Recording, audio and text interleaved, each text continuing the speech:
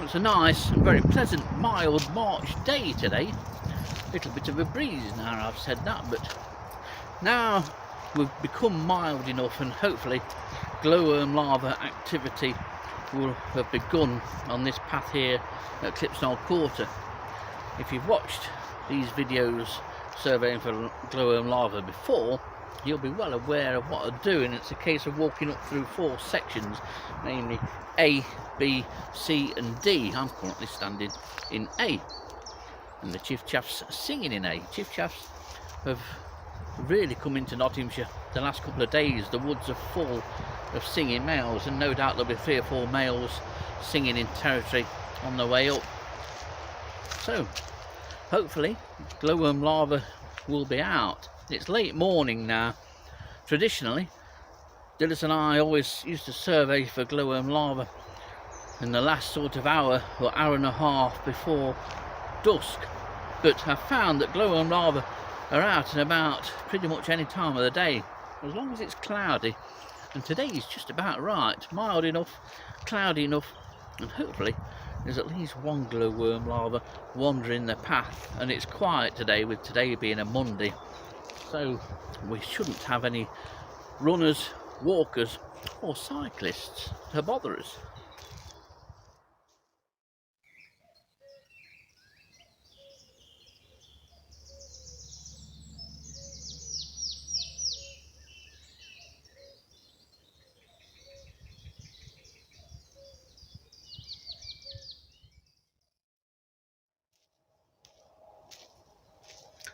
Now, just at the end of the first section, section A, unsurprisingly I've not found any larvae yet, but larval numbers are going to be small this year. I'll go through in more detail how the larval numbers have deteriorated over the years, as indeed have the number of adult female glowworms over the last decade or so.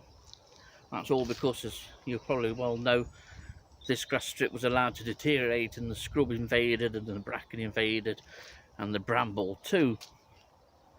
Work is now well on the way. This is the second year of the recovery work to help restore this site back to its former glowworm best, when at one time you could have up to 100 female glowworms in this grass strip alone, and then there was glowworms glowing in all the tracks off this section, either to the left or to the right.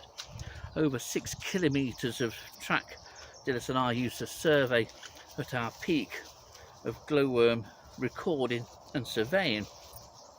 But there's an element of sadness already, unfortunately, because the Forestry Commission have just published their future plans. I've not looked through the plans properly yet, but whenever such plans are produced, it usually means that wildlife is going to suffer. Some parts are going to be replanted, apparently, but say, I've not looked at the proposal yet. I may well put the link in at the end of this video. Either way, it goes to show you that even in a national nature reserve, or in the 2 SSIs which make up that national nature reserve, it's not the safest of places for insects and other invertebrates. If you was ever planning on releasing anything, Sherwood Forest should be the last place where you'd release it. I also worry that recently colonised species like the broad-bordered bee-hawk moth, and of course the purple emperor butterfly last few years, and the silver wash fritillary are all likely to be affected. I don't know what it takes with Sherwood Forest in order to get things given any kind of protection at all. I've never seen it. I don't think I ever will if I live to be 130. And by God, that would annoy many of them.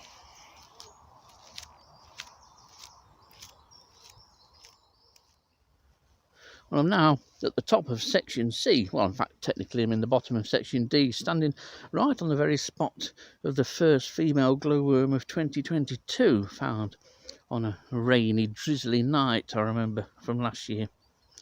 But you can see how the grass is coming back and the grass strip is being reinstated, and some new habitat is being created by removing many of the birch on the right of the screen. There didn't used to be anything there at one time, just bramble and bracken that developed, and then the scrub took over. So by opening that up at the back, it's created more glowworm habitat.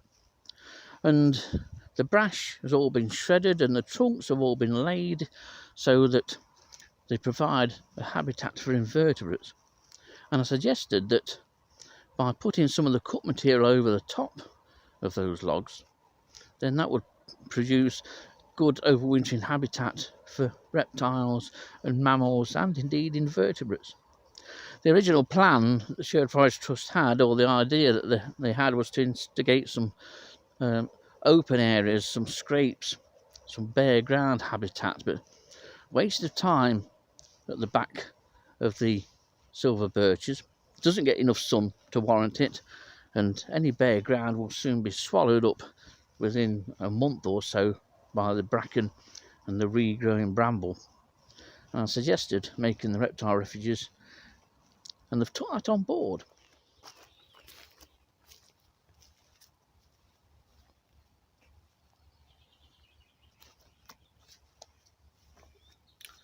Now at the top of D, no glowworm larva so far.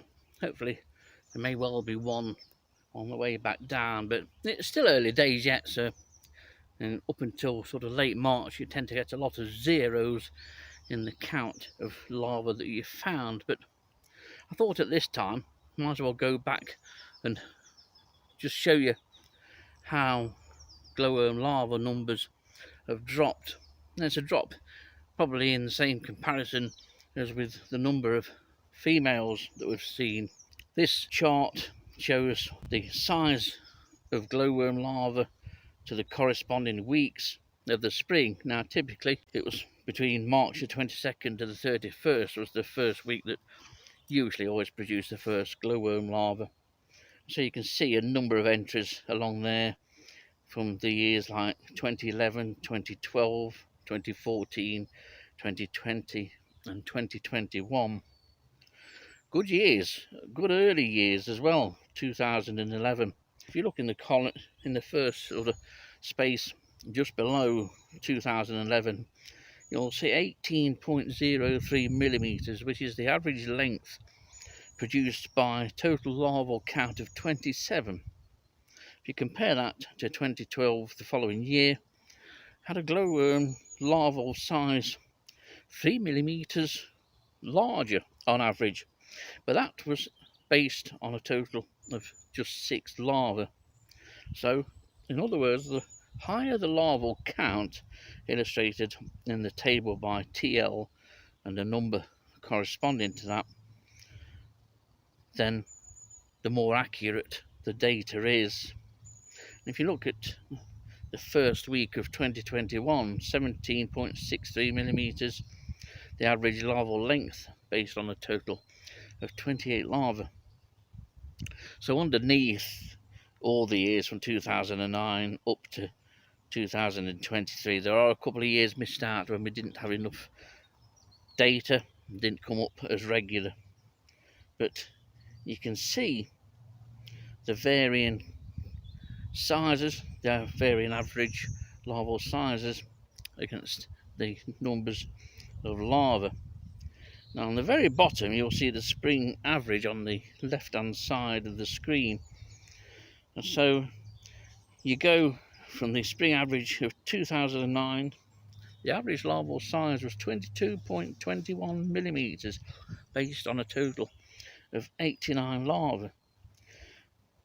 But the interesting thing with glowworm larva size data here at Clipsnell Quarter is that on the whole, glowworm larvae have decreased in size by around about 3 millimeters. That's quite an incredible size range, or a size decrease. Going back to the table again, you'll see that from the initial 22.21 in 2009, sizes decreased. If we go as far, go back to say 2014, it was the average larval size was 19.53 millimeters out of a huge larval total of 169. That's the second highest larval total. The best year was 2011 without a doubt, when we recorded 228 larvae. That was a very special year, that was, I remember that. Some good larval counts on some evenings, some double figure counts. Anything more than 5 or 6 was a really good count of larvae through the sections A, B, C and D. If we look at the larval size produced in 2022 and the total number of larvae found in 2022, we get an average larval size of 20.03 millimeters out of a poultry total of just 35 larvae. And if I remember right, that includes the dead larvae, the high number of dead larvae that were found on the path. 2022 represented the worst year for the number of larvae recorded crushed underfoot or bicycle wheel here, and that's because the path over the years has narrowed considerably. It's down to 50% of its original width in most parts. The widest part of the path is here towards the top of section D. We've all got success. I've spent the best part of an hour just walking around at the top and visiting another part of the forest. It's dried up a bit, warmed up a bit. Insect activity has really gained a pace today. The sallows are fair buzzing with bees. And here we have our first glowworm larva. And this, just before I started filming, I have measured, and it's a 23mm larva. Very active and in good condition as well. Just going to try and get some photos here.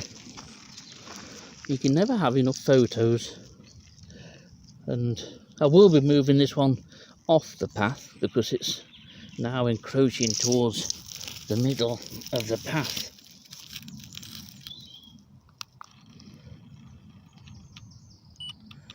It's a decent lighting today as well, and it's what I call, it's bright and cloudy. It's what I call sort of flat light. Makes the best kind of light for photographing invertebrates. So there we are, this is the first female larva. I can tell that because of size and experience.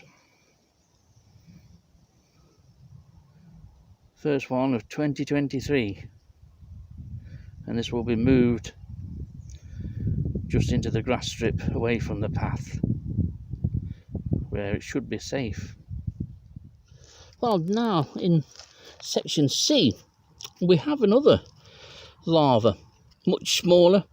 This one I've just measured at 14mm, just coming out from the left hand side as I walk back down. And that's an interesting thing about glowworm larvae here at Clipston Old Quarter. So that over the years, Dillis and I recorded hundreds of larvae, and the vast majority of those larvae were coming out from this side of the path, from the left hand side of the path, walking out into the open. Rarely did we see them coming in from the other side, from the open grass strip side. This is another nice clean looking larva. In all likelihood this one's going to be a male. So that's two. One in section D, and this one who's turning around now in section C.